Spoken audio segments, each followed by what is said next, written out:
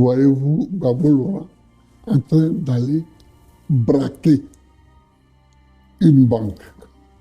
Bon, donc, c'est grotesque. C'est grotesque, mais c'est tout ça la bataille. C'est-à-dire qu'on ne recule devant rien pour nous contrer. Dès qu'ils ont su que j'étais en train d'être acquitté à la CPI, ils ont montré quelque chose ici. Parce que pour eux, ils m'avaient envoyé à la CPI, c'était ad vitam aeternam. Or, voici que je m'apprêtais à revenir. Donc, ils ont monté une petite cabale. Mais vous ne vous reprochez rien? Il n'y a jamais eu de braquage. Quand j'étais président,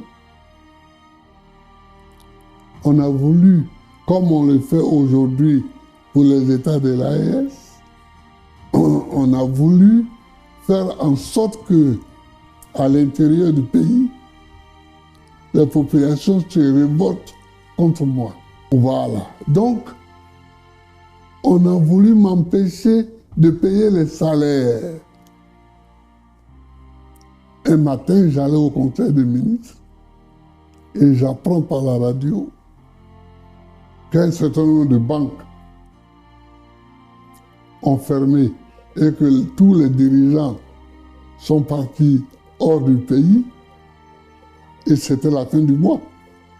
Donc les salaires étaient déjà positionnés. Donc il ne fallait pas que les banques ouvrent. Donc j'ai décidé, arrivé au conseil des ministres, de nationaliser ces banques-là et d'y affecter illico presto des Ivoiriens qui ont procédé au paiement des salaires. C'est ça le braquage? C'était le braquage, ça. Si on ne vous accuse pas de vous être enrichi avec ça, c'est d'avoir payé les salaires. Voilà. Et donc, on a payé tous les salaires. Et quand on a vu que le braquage ne prenait pas avec moi, c'est là qu'on a décidé de me vitrifier. Qui fait cette cabale? Qui organise tout ça? Oh, est-ce que dans la situation où je suis, dans la situation où se trouve la Côte d'Ivoire, il est important, est-ce qu'il est important de citer des hommes ou des pays? C'est pas la peine. Comprenez qu'on ait envie d'entendre des noms, mais bon, vous avez choisi par correction de ne pas citer les noms. Mais Monsieur le Président, aujourd'hui, il y a un risque que vous ne soyez pas candidat. On a entendu le patron, le président de la Cour électorale indépendante dit que vous êtes inéligible. Comment comptez-vous faire pour être candidat dans ce cas? Mais vous savez, en 1990, les mêmes personnes disaient que je n'allais pas être candidat contre Fouet. Mais j'ai été candidat contre Fouet. Et cela a ouvert la route au multipartisme. Et cela a ouvert le débat politique. Donc, mon rôle est un rôle de précurseur toujours. Pionnier. Oui, de pionnier. Alors, Monsieur le Président, lorsque l'on regarde le landerneau politique ivoirien, on s'interroge, on se dit il n'y a pas de renouvellement véritable de la classe politique. On entend encore dire que le président Alassane Dramane Ouattara pourrait accéder, pourrait encore être candidat en 2025. Qu'est-ce que cela vous inspire? Ce n'est pas dans la situation où nous trouvons maintenant la durée d'un homme sur la scène politique qui a un problème. Mais c'est le respect de la loi. Comment ça? Ce que Alassane fait et qui est condamnable, ce n'est pas qu'il soit candidat, mais qu'il soit candidat pour un 4e mandat. Alors que la Constitution dit de façon claire et nette qu'aucun individu ne peut être président pour plus de 2 mandats.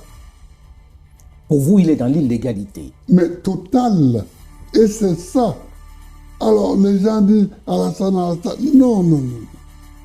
Laissez Alassane. Et voyez ce qui est une faute. Ce qui est la faute, c'est que déjà, en ce moment-ci, nous sommes dans son 3e mandat, ce qui est une faute. Et non seulement il fait une faute, mais il veut amplifier la faute en allant pour un 4e mandat, ce qui est une horreur. Pour vous, il ne doit pas être candidat, absolument pas. Mais la loi, et surtout que cette constitution-là, c'est lui qui l'a écrite.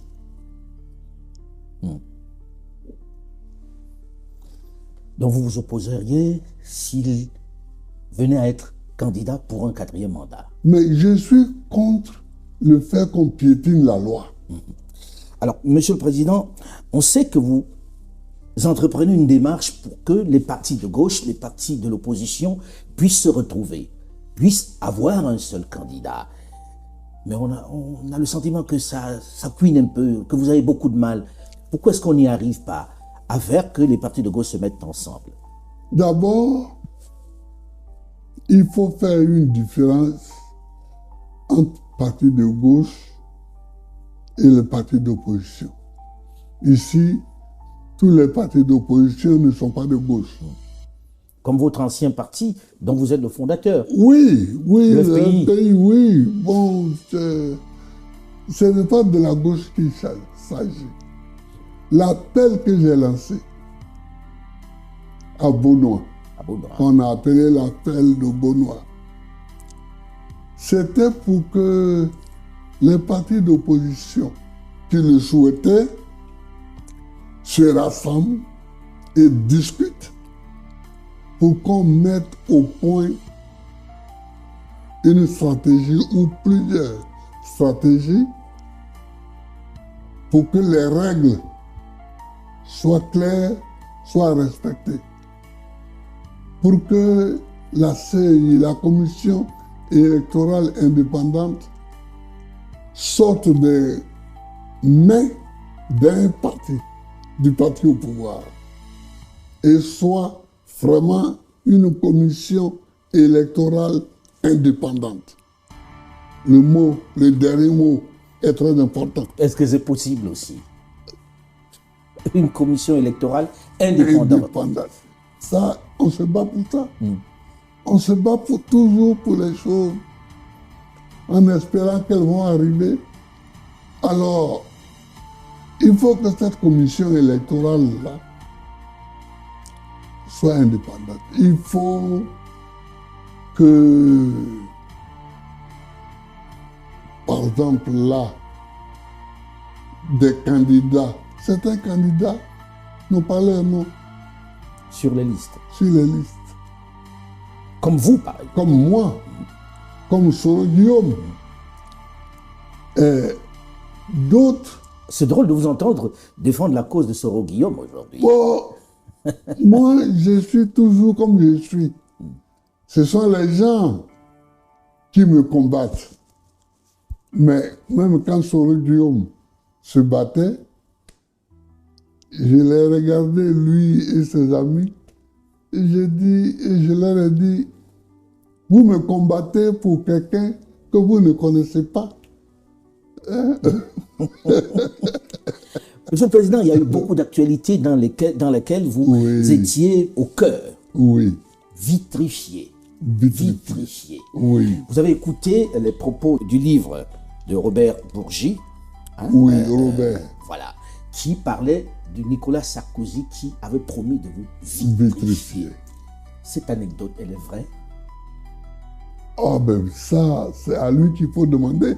Puis c'est lui qui était à l'Élysée avec Sarkozy. Prenons les choses par le commencement, Monsieur le Président. Oui. On apprend de ces révélations, par exemple, que vous étiez le vainqueur de l'élection présidentielle d'octobre 2010. Oui.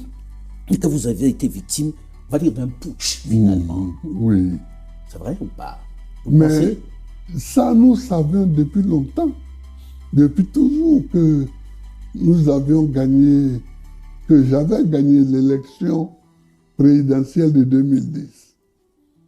Mais le problème, c'est que le gouvernement français dirigé à l'époque par Nicolas Sarkozy ne voulait pas du tout me voir.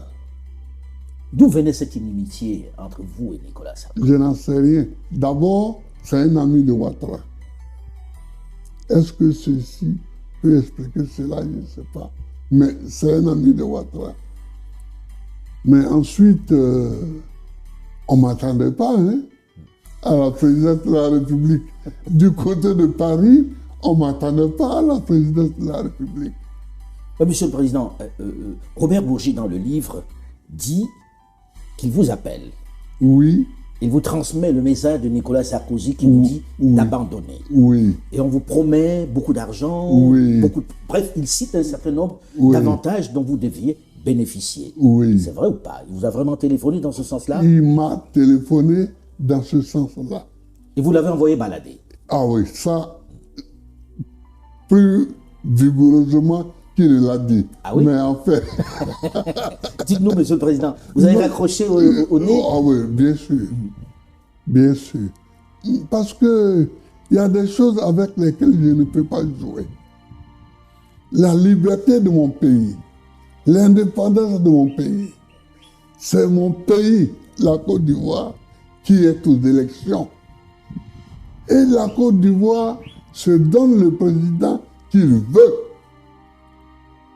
Moi, je n'entends pas à ce que quelqu'un qui, parce qu'il a assis à l'Élysée, puisse désigner un chef d'État en Côte d'Ivoire. Je ne peux pas accepter ça. Alors, vous l'envoyez balader et on va vous vitrifier. Est-ce que, très sincèrement, pendant que vous étiez aux affaires, vous avez de temps en temps aussi acheté votre paix, acheté Paris, parce qu'il dit que vous aviez donné 3 millions d'euros à Jacques Chirac. Oui, c'est enfin exactement, c'est 2 milliards de francs CFA. Alors, je ne sais pas bien. Oui, ça fait 3 millions d'euros. Voilà. À peu près. Voilà. Mais ça, je suis étonné que ça apparaisse comme quelque chose de nouveau aujourd'hui. Parce que depuis 2014, dans le livre que j'ai écrit en prison avec François Mattei. Pour la vérité de la justice. Oui, je l'ai dit là-dedans. Pour la vérité et la justice. Oui. Vous en aviez parlé, effectivement. Oui. Mais bon, vous savez, quand ça sort de la bouche de quelqu'un d'autre, on se dit, bon, il n'affabulait pas. À la page 49, oui, j'avais déjà dit ça. Mais Monsieur le Président, pourquoi vous donnez les 3 millions d'euros, c'est-à-dire les 2 milliards dont vous parlez? Parce qu'ils m'ont demandé.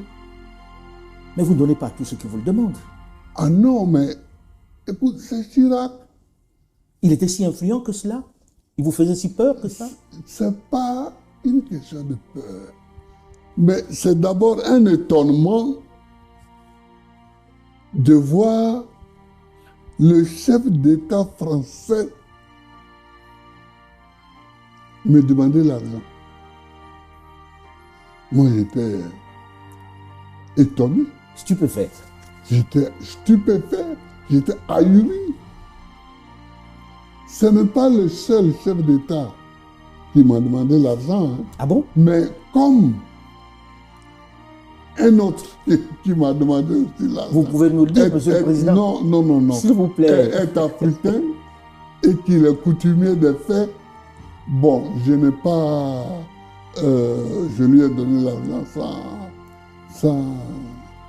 Vous ne direz pas qui c'est? Oh, non, je ne dirai pas qui c'est. Après, un micro, je peux vous souffler son nom dans le creux de l'oreille. mais c'est étonnant quand même. Alors, vous donnez en liquide ou bien Robert Bourgi transporte des valises comme c'était dit? Ah ben oui, Ah oui. ah ben oui. Il traverse les frontières avec les 2 milliards.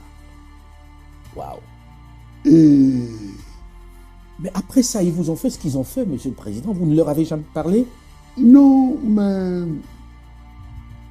Et Chirac, au moment où il reçoit l'argent, il m'appelle, Laurent, je ne suis pas un ingrat. Ah, il vous a dit ça? C'est amusant, non? Ah oui, on ne peut pas être plus ingrat. Laurent, je ne suis pas un ingrat. Je serai m'en souvenir. Je serai m'en souvenir. Et puis après, derrière mon dos, lui, la France, le Burkina Faso monte une rébellion qui vient m'attaquer.